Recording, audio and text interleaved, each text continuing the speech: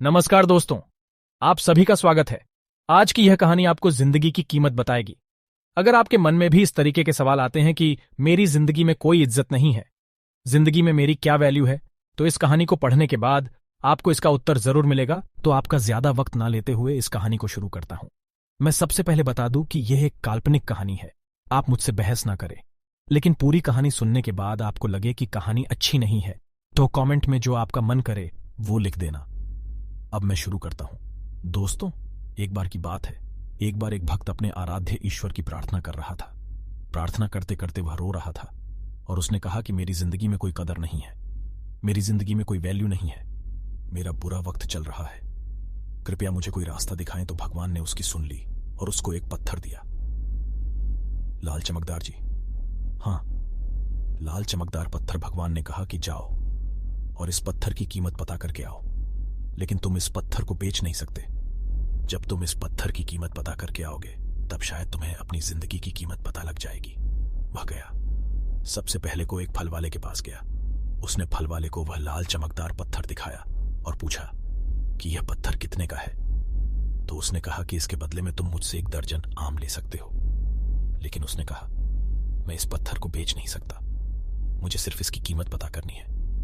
फल वाले ने कहा कि मैं इसके बदले में आपको सिर्फ 1 दर्जन आम ही दे सकता हूं। आगे चला गया। आगे जाकर को एक सब्जी मंडी में पहुंचा। सब्जी मंडी के थोक विक्रेता की दुकान पर वह पहुंचा तो उसने कहा, यह पत्थर कितने का है। उस विक्रेता ने उस पत्थर को ध्यान से देखा और कहा कि इस पत्थर की एवज में मैं तुम्हें 1 बोरी आलू दे सकता। तो भक्त ने कहा, यानी कि आपकी नजर में इस पत्थर की कीमत 1 बोरी आलू के बराबर है। सब्जी वाले ने कहा, बिल्कुल। भक्त बोला, लेकिन मैं इस पत्थर को बेच नहीं सकता क्योंकि मुझे सिर्फ इसकी कीमत पता करनी है। वह आगे चला गया। वह मार्केट में गया। अब की बार वह सुनार की दुकान में गया, यानी कि सोने चांदी की दुकान में गया। वहां वह आधे घंटे तक बैठा रहा। सुनार ने पूछा कि यह पत्थर तुझे कहां से मिला। तो उसने सारे जवाब दिए। सुनार ने फिर अंततः जवाब दिया कि यह पत्थर मैं 1 करोड़ रुपए में खरीद सकता हूं, यानी कि मेरे लिए इस पत्थर की कीमत 1 करोड़ है। वह चौंक गया, लेकिन उसने कहा कि मैं इस पत्थर को बेच नहीं सकता, मेरी मजबूरी है, मुझे सिर्फ इसकी कीमत पता करनी है। सुनार ने कहा कि मैं तुम्हें इस पत्थर के 2 करोड़ रुपए दे सकता हूं। वो कहते हैं ना कि हीरे की परख जौहरी को होती है, वही बात थी। फल वाला और सब्जी वाला, क्या जाने सुनार ने आखिर कहा, तुम ये पत्थर मुझे दे दो।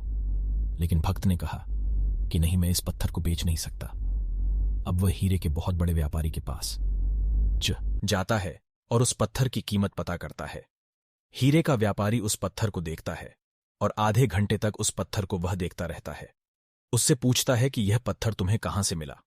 भक्त बोला कि पहले आप मुझे बताओ कि इसकी कीमत क्या है। हीरे का व्यापारी कहता है कि इसकी मैं क्या कीमत बताओ जो बेशकीमती है। यह एक बहुत मूल्यवान रत्न है कि अभी तक कोई कीमत नहीं है, इसका कोई मूल्य नहीं है। वह उस लाल चमकदार पत्थर को नमन करता है और लाल कपड़े में रखता है और वापस वही बात कहता है कि इसकी कोई कीमत नहीं है, ये बेशकीमती हीरा है। इस दुनिया में जितने भी हीरे हैं उन सब में कीमती रत्न है।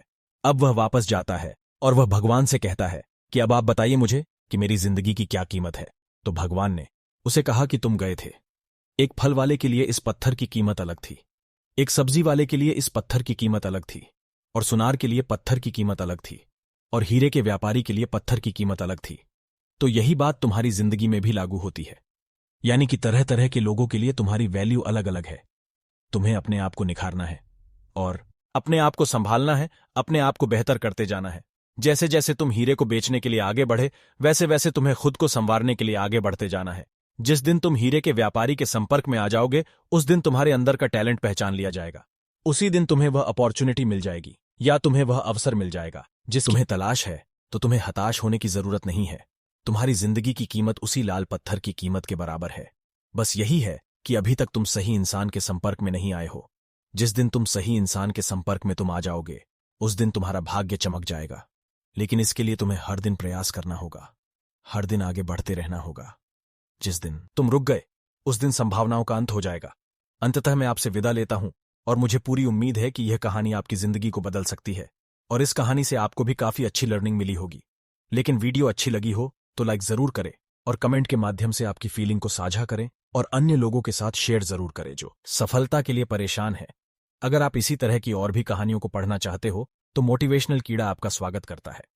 मोटिवेशनल कीड़ा प्लेटफॉर्म पर आपको जीवन में आगे बढ़ने के लिए मोटिवेशनल कहानियों का संग्रह मिलता है, जो आपको असीमित ऊर्जा के साथ भर देगा। इस कहानी को पढ़ने के लिए और आपका कीमती समय देने के लिए दिल से आपका शुक्रिया।